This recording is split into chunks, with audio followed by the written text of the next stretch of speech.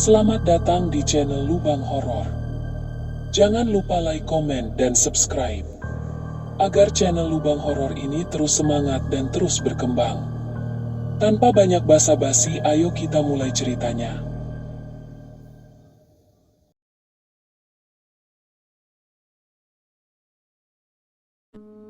Malam itu, di sebuah kedai kopi yang sepi, 5 sahabat lama, Raka, Dinda, Arul, Sita, dan Bayu, berkumpul untuk merencanakan liburan kecil setelah bertahun-tahun jarang bertemu. Percakapan mereka terhenti ketika Raka mengeluarkan sebuah amplop usang dari jaketnya. Amplop itu tampak tua, kusut. "Aku nemu ini di bawah pintu rumah. Nggak tahu dari siapa," kata Raka. Mereka tertawa, mengira itu hanya lelucon. Tapi ketika ia membuka amplop itu, suasana mendadak berubah. Isinya adalah undangan, tertulis dengan tinta merah yang tampak masih basah, mengajak mereka menghadiri festival panen karuhun di sebuah desa bernama Desa Karuhun. Tak ada alamat, hanya peta kasar yang menunjuk ke suatu wilayah hutan di daerah Garut Selatan. Di sudut bawah undangan, tercium aroma dupa yang asing, menyengat, dan menimbulkan sensasi panas di tenggorokan. "Desa apa ini? Karuhun? Pernah dengar?" tanya Sita. "Enggak ada di Google Maps," jawab Bayu, yang langsung memeriksa lewat ponselnya. Meski diliputi rasa ragu, rasa penasaran mereka tumbuh. Undangan itu menyebut bahwa festival hanya diadakan sekali dalam seumur hidup, dan mereka terpilih untuk melihatnya. Tak satu pun dari mereka ingat pernah mendaftar apapun. Tapi ada sesuatu dalam undangan itu yang seperti menekan sisi paling dalam dari rasa ingin tahu mereka. Beberapa hari kemudian, keputusan bulat diambil.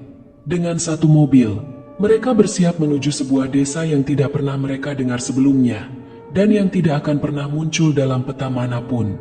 Yang belum mereka tahu adalah bahwa menerima undangan itu berarti mengunci takdir mereka selamanya. Mereka berangkat pagi-pagi sekali, menumpangi mobil milik Arul. Jalanan yang awalnya mulus mulai berubah menjadi tanah berbatu ketika mereka melewati desa-desa kecil di pinggiran Garut. GPS menunjukkan titik terakhir di sebuah jalan setapak menuju hutan. Setelah itu, sinyal hilang. Tidak ada petunjuk arah lagi, hanya peta kasar dari undangan sebagai panduan. Hutan di depan mereka sunyi dan lebat. Pepohonan menjulang seperti dinding, menyekat cahaya matahari. Daun-daun basah bergoyang pelan, seolah menyambut. Suara jangkrik pun mendadak lenyap saat mereka melewati batas awal hutan. "Apa ini tempatnya?" tanya Dinda, menatap ke arah kabut yang mulai menggantung tipis di antara batang pohon. Raka mengangguk ragu, menatap peta lusuh. "Kita harus ikuti aliran sungai kecil ini. Katanya akan bawa kita ke gerbang desa." Langkah mereka melambat saat kabut semakin tebal. Udara terasa berat, dan bau dupa dari undangan kembali tercium. Kompas di tangan Bayu berputar liar. Jam tangan digital mereka mati bersamaan. Bahkan suara langkah kaki mereka terdengar aneh. Terlalu pelan, terlalu jauh. Setelah berjalan hampir 2 jam, mereka melihatnya. Di tengah kabut, berdiri sebuah gerbang kayu tua setinggi 2 meter. Kayunya tampak lapuk, diukir dengan simbol-simbol yang sama seperti pada undangan. Di atasnya tergantung lonceng kecil dari logam hitam yang berdenting sendiri saat mereka mendekat. Padahal tak ada angin. "Ini dia," bisik Arul, meski tak ada yang menyuruhnya berbisik. Begitu mereka melewati gerbang itu, kabut mendadak menghilang. Udara menjadi dingin dan kering. Suara alam berubah. Burung-burung tak lagi terdengar, hanya gemerisik aneh dari balik semak-semak. Di depan mereka, jalan tanah yang tertata rapi mengarah ke sebuah lembah. Di kejauhan, tampak atap-atap rumah kayu berlumut. Asap tipis mengepul dari cerobong, dan sosok-sosok kecil berdiri diam di tengah jalan, menunggu mereka. Mereka baru saja menyeberang ke dunia yang tidak pernah bisa ditemukan kembali, kecuali dengan harga yang sangat mahal. Langkah mereka terhenti di ambang desa. 5 sosok berdiri di tengah jalan, mengenakan pakaian tradisional yang terlalu bersih untuk tempat sekumuh itu. Kebaya lusuh namun tak bernoda, kain batik yang tampak baru, meski warnanya pudar. Wajah-wajah mereka tanpa ekspresi, seolah topeng hidup. Mereka hanya berdiri, menatap, tanpa berkedip. Lalu satu perempuan tua melangkah maju. Suaranya lembut, serak seperti suara dedaunan kering yang bergesekan. "Selamat datang, tamu Karuhun. Kalian telah dinanti." Ia membungkuk dalam-dalam, diikuti oleh 4 lainnya. Kelima sahabat saling pandang. Tidak ada dari mereka yang tahu harus merespons dengan cara apa.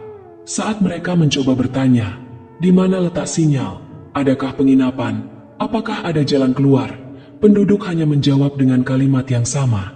"Semua akan dijelaskan nanti. Ikuti saja aturan desa." Desa Karuhun tampak kuno, seolah waktu berhenti berputar di sini.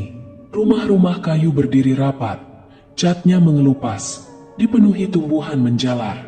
Tak ada listrik, tak ada kendaraan, tak ada suara selain desir angin dan detak langkah mereka sendiri di atas tanah berkerikil.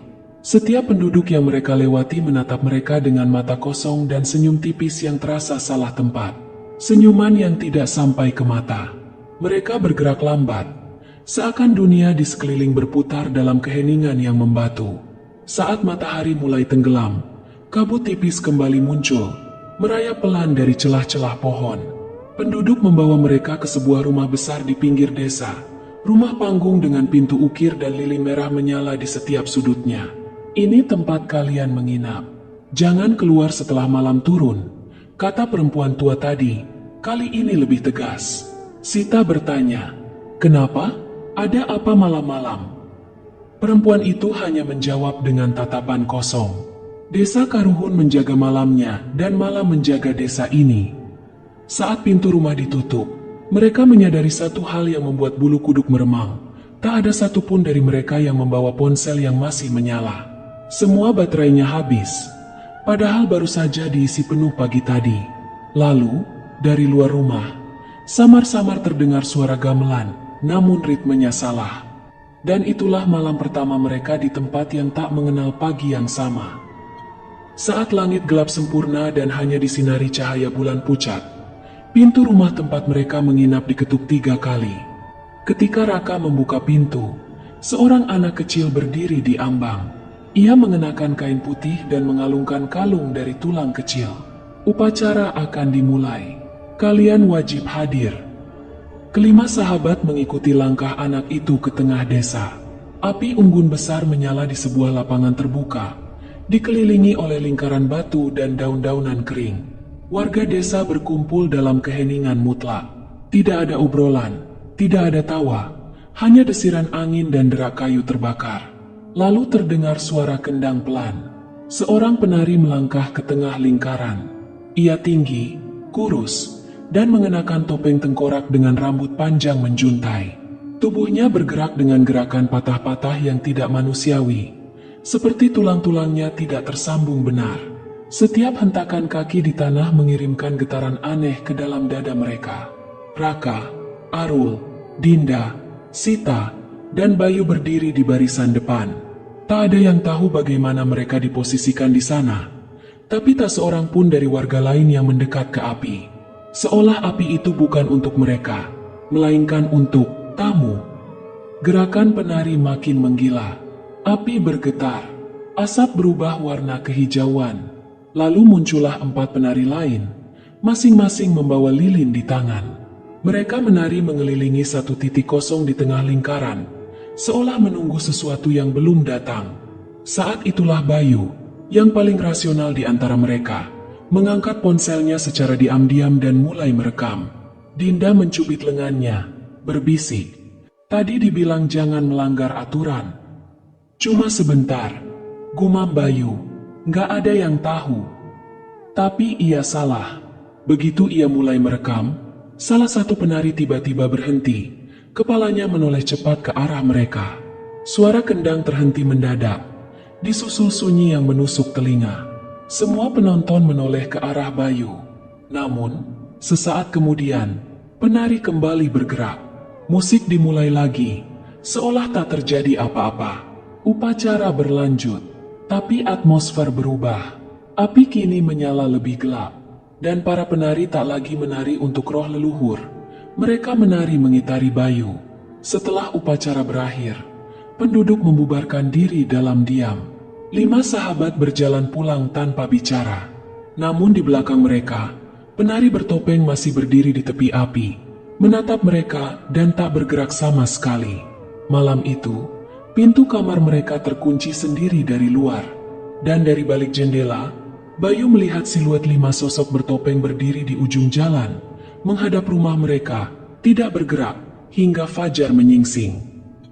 Pagi harinya, sinar matahari menerobos lewat celah dinding bambu. Raka terbangun lebih dulu. Ia memanggil nama Bayu beberapa kali, tapi tidak ada jawaban. Bayu tidur di ruangan sebelah, dipisahkan tirai tipis. Saat tirai disingkap, ranjang Bayu kosong, tapi selimutnya masih terlipat rapi, tidak seperti orang yang baru bangun. Ponselnya tertinggal di atas meja, masih dalam mode kamera. Saat dibuka, video terakhir yang direkam malam itu muncul. Para penari berhenti menari. Salah satu dari mereka perlahan menoleh ke arah kamera, lalu layar tiba-tiba menghitam. Setelahnya, rekaman kosong selama 3 menit. Raka membangunkan yang lain. Dinda mulai panik. Sita berjalan keluar untuk bertanya pada penduduk. Di halaman rumah, seorang pria tua sedang menyapu dengan gerakan lambat. Ketika Sita bertanya apakah ia melihat Bayu pagi ini, pria itu hanya menjawab dengan satu kalimat. Dia sudah pulang. Pulang kemana? Tanya Sita. Ke tempat asalnya, jawab si tua itu. Tanpa menatap, kamar Bayu diperiksa ulang. Semua barangnya masih di sana. Sepatu, dompet, jaket. Tak ada jejak bahwa ia pergi. Tapi di bagian dalam pintu kamarnya, muncul simbol baru, digoreskan dengan arang hitam. Lingkaran dengan garis vertikal memotongnya, seperti mata tertutup. Tak seorang pun tahu apa artinya. Hari itu mereka mencoba menjelajah desa, mencari Bayu ke setiap sudut. Tapi desa itu seperti berubah bentuk. Jalan yang mereka lewati kemarin terasa berbeda. Beberapa rumah tampak lebih tua. Bahkan ada yang terlihat seperti tak pernah dihuni puluhan tahun. Namun saat mereka mengetuk pintu-pintunya, selalu ada penduduk yang menjawab dari balik gelap, dengan suara yang terlalu pelan untuk ukuran manusia. Menjelang senja, hujan turun pelan. Mereka kembali ke rumah dalam diam. Ketika malam tiba, simbol baru muncul. Kali ini di pintu kamar Arul. Tidak ada yang tahu siapa yang menggambarnya. Tapi malam itu, mereka tidur dalam ketakutan. Di luar, suara gamelan kembali terdengar, lemah dan seolah dimainkan oleh tangan-tangan yang gemetar. Lalu terdengar suara langkah kaki berlari, dan berhenti tepat di depan pintu mereka. Tapi saat Raka mengintip dari celah jendela, tidak ada siapapun. Hanya tanah basah yang baru saja dipijak. Dan di atasnya, jejak kaki Bayu yang menuju ke arah hutan, bukan keluar. Malam berikutnya membawa kengerian yang berbeda. Suasana rumah mereka kini berat, seolah udara sendiri menekan dari segala arah. Dinda mulai mendengar bisikan dari balik tembok kamar. Bisikan itu mengulang-ulang satu kalimat dengan suara yang berbeda-beda. Suara yang ia kenal, suara Bayu, namun seakan berasal dari mulut yang tak lagi manusia. Pulang dari sini berarti mati. Pada awalnya ia mencoba menutup telinga. Tapi suara itu merayap dari lantai, dari celah pintu, dari balik cermin yang tergantung di atas meja rias bambu. Di sisi lain rumah, Arul terjaga sepanjang malam. Ia merasa ada yang mengawasinya dari balik jendela. Jam menunjukkan pukul 2.14 ketika Sita berteriak. Raka dan Arul bergegas ke kamarnya. Mereka menemukannya di pojok ruangan.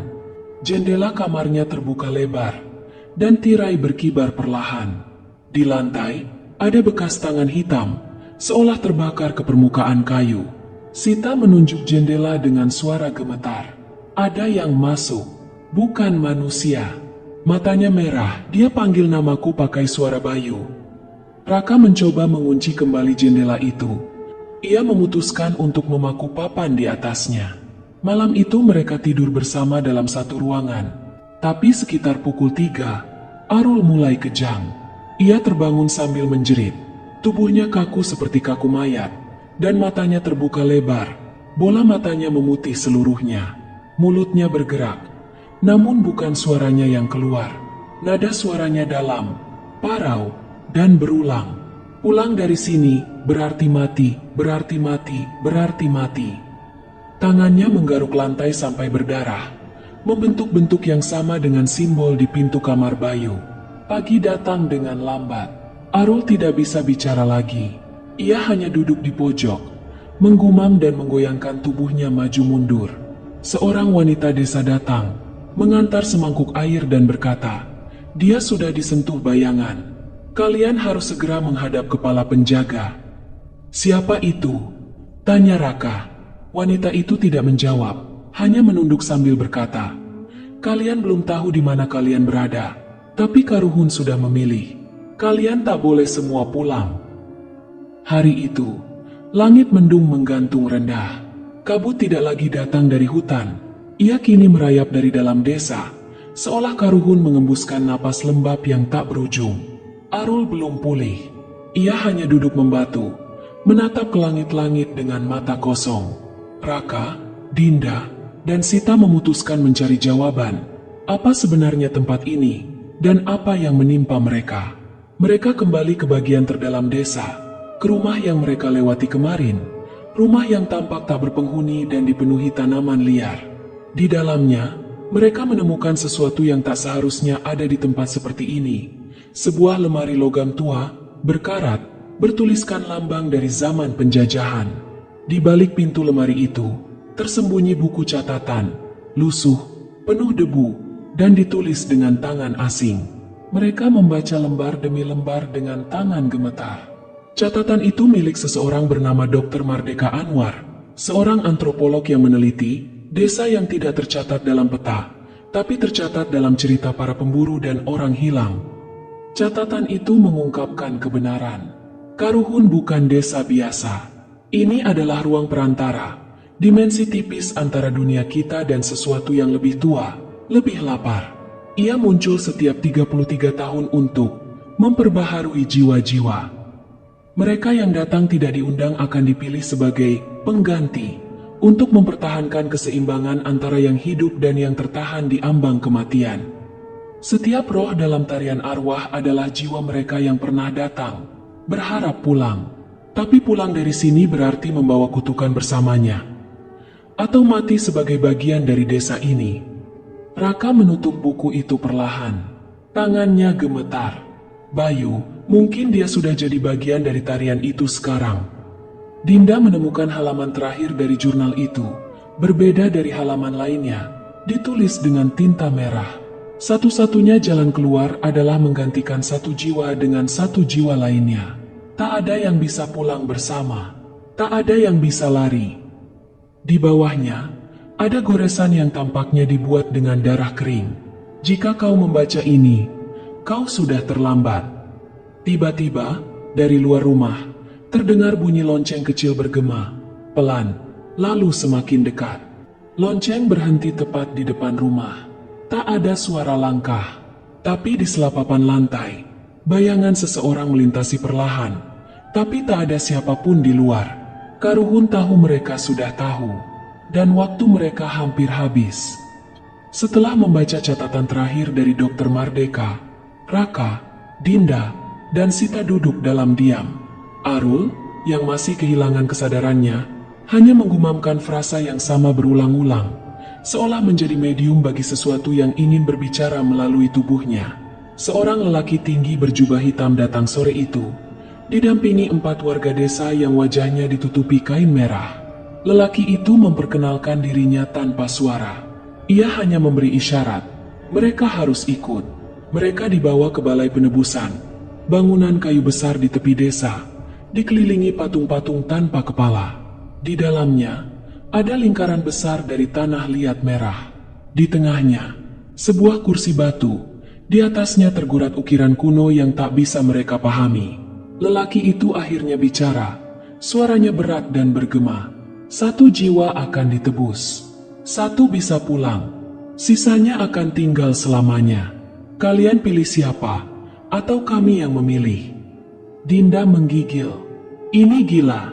Kami tak bisa memilih begitu saja. Tapi jika tidak ada yang dipilih, jawab si penjaga. Maka Karuhun akan mengambil semuanya. Mereka diberi waktu 1 malam. Rumah mereka kini dijaga oleh 2 penduduk desa bertopeng, berdiri diam sepanjang malam di 2 sisi pintu. Tak bicara, tak bergerak. Ketiganya duduk mengitari Arul yang masih menggoyangkan tubuhnya. Waktu mendesak, ketegangan perlahan berubah menjadi perdebatan. Sita mulai menyalahkan Raka, menuduhnya mendorong mereka ikut dari awal. Dinda, di sisi lain, menolak semua bentuk pengorbanan. Kalau hanya satu yang bisa pulang, lebih baik kita semua mati, katanya. Tapi kemudian Raka berkata, kalau memang harus ada yang tinggal, biar aku. Aku yang pertama ajak kita ke sini. Aku yang ajak Bayu ikut. Mungkin ini caraku menebus semua. Tapi malam belum selesai menuliskan naskah terakhirnya. Saat dini hari menjelang, Dinda bangun dan menemukan kursi batu di balai penebusan telah ditempati. Bukan oleh Raka, bukan oleh Arul, melainkan oleh Sita. Rambutnya tergerai, matanya menatap kosong, dan darah menetes dari ujung jarinya ke tanah. Di belakangnya, si penjaga berdiri diam. Sita berbisik, nyaris tak terdengar. Lebih baik aku daripada kalian. Tapi sebelum Dinda bisa mendekat, tanah di bawah lingkaran tanah liat itu bergetar. Teriakan terdengar, bukan dari Sita, tapi dari bawah tanah. Suara banyak orang, suara mereka yang tak pernah kembali. Suara Bayu, lalu semuanya gelap. Ketika cahaya kembali, Raka dan Dinda mendapati diri mereka berbaring di dalam balai penebusan. Sita telah menghilang, hanya darah yang tersisa di kursi batu, masih basah. Di dinding, simbol baru terbentuk dari retakan tanah. 2 wajah yang saling membelakangi. Diambil. Gumam Raka. Dia benar-benar ditukar.